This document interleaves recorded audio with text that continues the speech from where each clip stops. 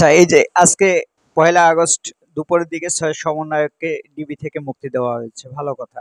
কিন্তু কথা হচ্ছে, এই যে এতগুলো মানুষকে এতগুলো দিন হাসপাতাল থেকে নিরাপত্তা চেয়েছে এই নামে উঠিয়ে এনে রাখা হলো, সেটা কিন্তু আইনে কোনো অবস্থাতেই সাপোর্ট করে না। এই বিষয়ে কিন্তু ডিটেলস একটি ভিডিও আমি আগেও দিয়েছি, কথা বলেছি, এবং হচ্ছে টিআইবিও এই বিষয়ে রিপোর্ট করেছে।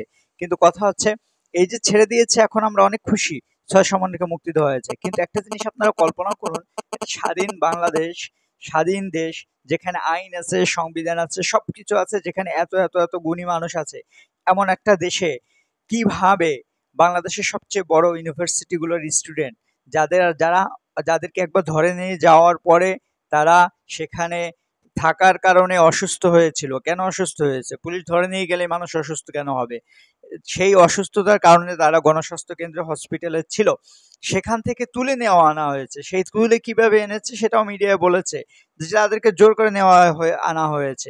সেই জোর করে নিয়ে আসার পরে তারপর যেটা শুনলাম সেটা হচ্ছে তারা ডিবি অফিসে তারা ৩৬ ঘন্টার অনশনে ছিল। এবং আজকে হচ্ছে শিক্ষক শ্রেণী, যারা গুণী মানুষ আছে, তারা এখানে যাওয়া শুরু করেছিলেন ২৪ ঘন্টার আল্টিমেটাম দেওয়ার পরে। সুতরাং এই যে ছেড়ে দিল, ভালো কথা। কিন্তু কথা হচ্ছে, বেআইনিভাবে, অসাংবিধানিকভাবে এই যে মানুষকে আটক রাখার কালচার, এটা আসলে কবে দূর হবে? কবে আমরা এ থেকে মুক্তি পাবো?